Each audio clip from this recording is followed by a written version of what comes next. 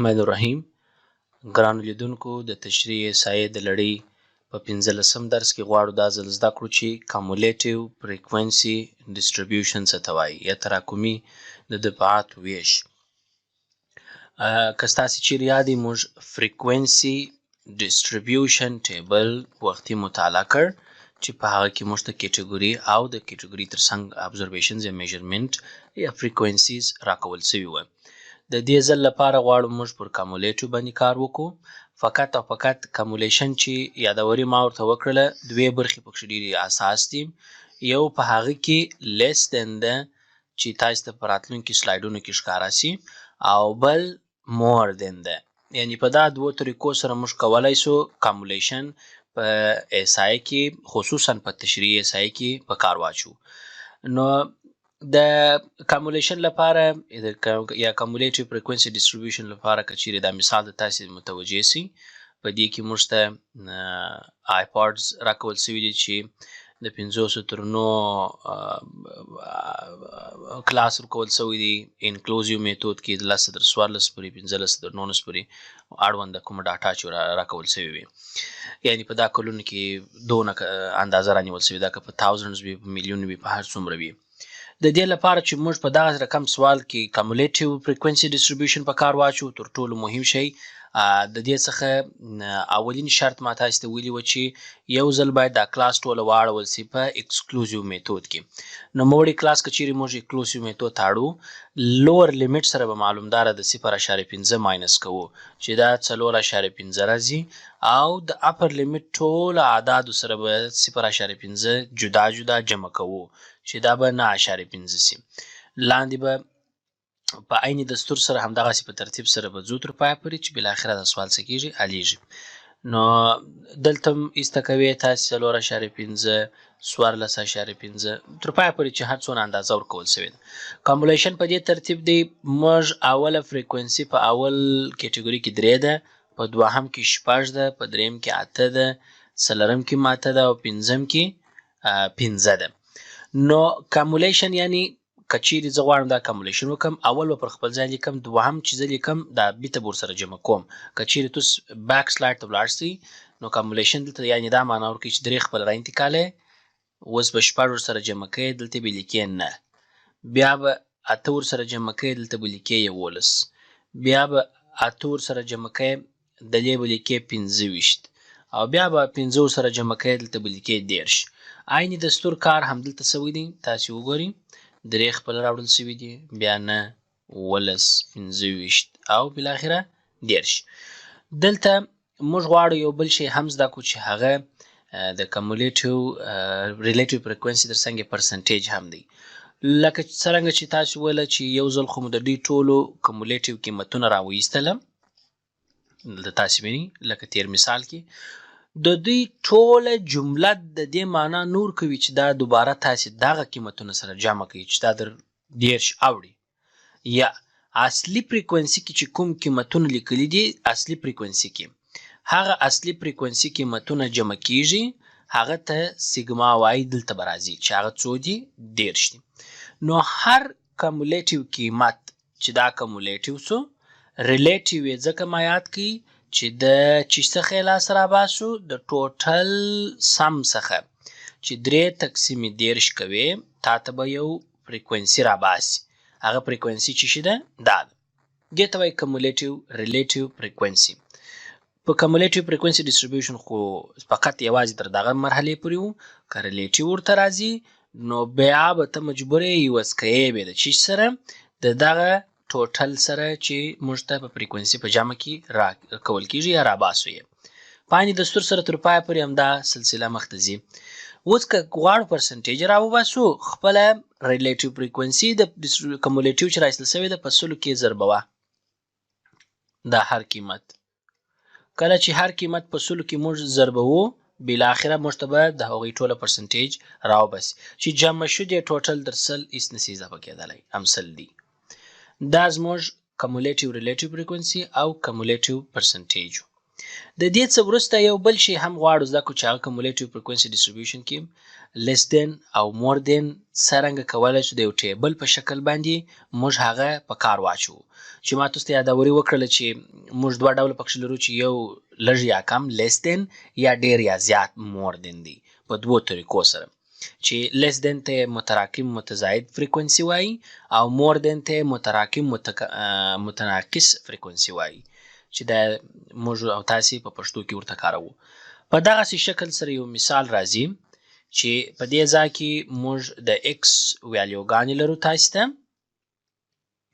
په دې ځای کې تاسې ورته ګورئ د ایکس ویلیوګانې شته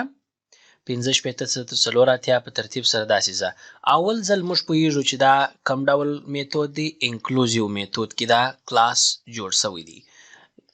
دا خو اول موږ ته معلوم شو ښه فریکونسیز موږ ته راکړي دي تاسې به اول جامه راوباسئ سیګما راویستل شوله لور باونډریز څخه هدف څه دی لور باونډریز ټول همدغه قیمتونه دي دغه لور لیمټ کې دې طرف ته چې موجود دي اپر باونډریز یې ټوله بیا دې طرف ته موجود دي ولې که چیرې چونکې تاسو دا په ایکسکلوزیو میتود اړوئ لکه د پخوا په څیر باید 0.5 د ټولو څخه ماینس سي او دې خواته جمع سي یعنی موږ به دلې وایو چې 4.5 یو سلو 4.5 یو سلو 4.5 یو سلو 4.5 یو سلو 4.5 او بالاخره یو سلو 4.5 یعنی د دې ټوله کتار څخه 0.5 ماینس کیږي دا طرف ټوله کتار چې دی دې ټولو ته باید 0.5 جمع سي چې هغه رازو په دې کتار کې لیکئ تاسې چې 4.5 یو سلو 4.5 یو سلو 4.5 یو سلو 4.5 یو سلو 4.5 یو سلو 4.5 او بالاخره 204.5 less than cumulative frequency پوره نوم چې واخلو او یا شارټ کټ چې ورته لیکې په دې ترتیب سره less than cumulative frequency موږ نه لرو دا به خپله را انتقال سي یعنی د لاندې څخه د لوړ پر لوړ باندې نه چې د 10 سره جمع سي 19 به د لې ولیکل سي 19 چې د 19 سره جمع سي د شل او د 14 د بیا 14 یو 50 او 15 چې ورسره جمع کې شپېته میزان زموږ او ستاسې صحیح راوختی دواړه مساوي دي upper boundaries کې more than cumulative frequency چې په داسې شکل سره موږ لیکو دا سره کم راوځي شپېته خپله په لومړي کتار کې د لې ولیکل سي برخلاف د دې چې اول مو کوچنی راوړي دا برخلاف تر هغه لاندې طرفه څه بیا را شروع کوي په لاندې طرف کې شپېته لیکلي دي شپېته څه کوئ تاسې راپورته کوئ د شپېتو څخه چې نه ایسته کې دلته به تاسې ولیکئ یو 50 د یو 50 څخه چې 10 ایسته سي د یو 40 پام کوئ چې دې ته حساب ونه کوئ اصلي فریکونسي ته او اصلي مرجع ته ځي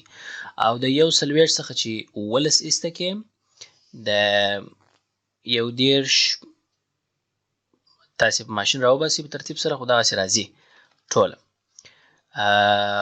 کولی سي ډایرکټلی ماشین تاسې استعمال کړئ یو 40 څخه تاسې 19 بیایاست تاسې ته په لاس درکوي 40 او د 40 څخه 10 ایسته کوئ 14 د 14 څخه 4 ایسته کوئ 10 د 10 5 ایسته کوئ 5 او بالاخره 0 نو که چیرې تاسې ورته متوجه سي ستاسو دپاره به ډاټا هم په عین دستور سره موجود وي لکه څرنګه چې راایستل سوې وه ټوله وینئ تاسې لکه څنګه چې موږ راایستلې وه ها له 9 څخه مو شروع کړه 19 مو جمع کړه 19 شوله 19 مو جمع کړه 14 بالاخره شپېته او شپېته یو رقم راغله شپېته واپس په مور دین کې لوړ لیکئ تاسې قانون دی بیا دغه اوله فریکونسي ځینې ماینس کړئ د یو 50 د یو 50 چې 10 ماینس کې یو 40 او د 140 چې 19 ماینس کې 24 بیا 14 د 14 څخه چې 15 ایسته کې نه د 9 څخه چې 4 ایسته کې 15 او د 15 څخه چې 15 ایسته کې بل اخره جواب 0 درکې. دلته چون کې مساوي رااله چون کې ته معکوس کوي 50 تل ور کړ چې ټول ځنې ایسته کې باید تاسو جواب په اخر کې چشتر کې 0 درکې. ستا جواب باید مطلقه توګه سره 0 سي. کچيري د دې څخه وګورو بل مثال کچيري مور ورته ولرو relative frequency distribution فقط یو شی بل سره اضافه کیږي چې هغه لکه تیر ځل کې موږ مطالعه کړله relative یعنی د جمع د ټوله frequency د جمع سره د هغه سهم را باسي. په دې ځای کې هم less than دی درې خپل لیکي تاسو درې او ترجمه کوي لس بیا نونسو دا دې مې شل او څلور دیش او دا یو 15 نونس چې سره جمع کړم څلور چې عادت غلط نسی په جواب کې مشکلات راځي او څلور دیش د لاس سره جمع کو